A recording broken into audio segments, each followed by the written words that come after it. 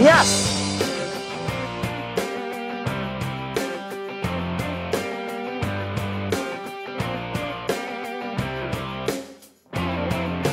Amplify this.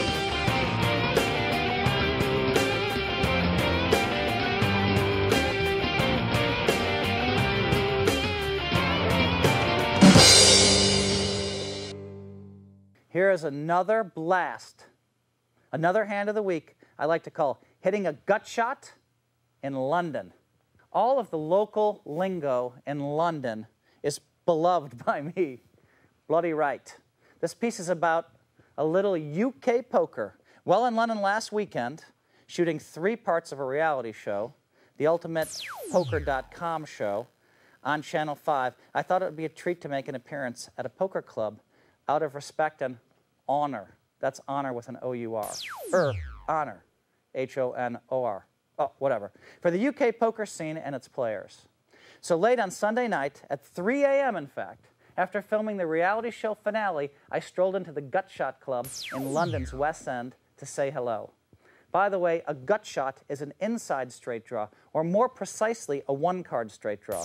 You will remember when your granddaddy told you, son, never draw to an inside straight. And you wondered what that was all about. Now you know. Once I arrived, I found the club quite lovely, and they even had a regular table named Helmuth, which I thought was absolutely spot on. Of course, the players and management urged me to play in the local game, which was a £1, £2 blind pot limit hold'em game with a 50 quid, pounds, that is, buy-in. I sat down, threw 4 $100 bills to the dealer and said, deal me in. $400 amounted to 222 quid, and the game was on.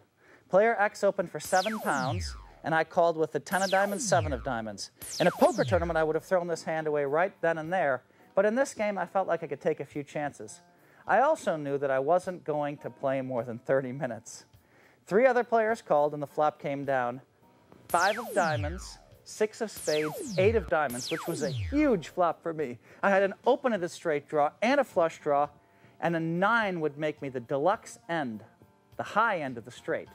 And if a 9 did come off, then I would bust anyone who was holding a 7 in their hand without a 10, since they would make a 9 high straight, and mine would be a 10 high straight. Player X bet out 25 quid into the 35-pound pot. Quid means pounds. And it was my turn to act. I certainly wasn't folding this hand, which left calling or raising it as my only options. If I called the bet, I might be letting player X hit a card like an ace or a queen, which might make him a pair or 2 pair, and then I would be forced to call his next bet, perhaps a pot-sized bet, but if I raised it up, then I would have a good chance to win the pot right then and there. And even if he called my raise or moved me all in, I still had a ton of winning cards. I mean, how much of an underdog could I possibly be here? So I called the 25-pound bet and raised up 85 more pounds. The biggest possible raise, the maximum raise, because in pot limit you can only bet the size of the pot. So I made it 105 pounds total. Player X now called me fairly quickly, which means he had something fairly strong. He certainly had 10 high beat. The next card was the 10 of spades, and player X checked. The 10 of spades wasn't my best card. A non-diamond 9 would have been better, but it was certainly an excellent card for me. Everybody in London always says Now I could beat any other pair on board like 8s, 6s, or 5s, and I still had my straight and flush draw working. So I moved all in for my last 110 pounds, and player X called me. By the rules of Hold'em in the United States of America, we flip our hands face up when we're all in, but this was London. I flipped my hand face up and waited while the last card was dealt. Because I didn't know what player X had in his hand, he had opted to keep his cards face down. I didn't know what I was rooting for or against on the last card. The last card proved to be the 5 of clubs for a final board of 8, 6, 5, 10, 5. Now my opponent said, that's good, meaning that I had won the pot. As the chips were pushed to me, player X showed down the king of diamonds, 9 of diamonds.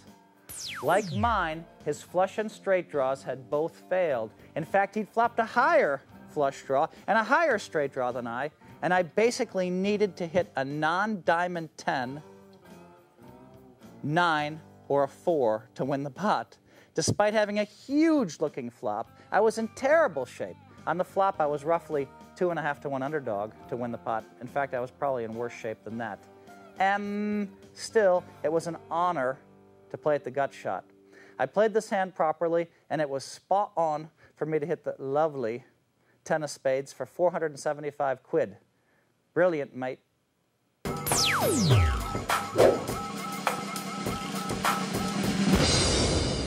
I amplify. Do you?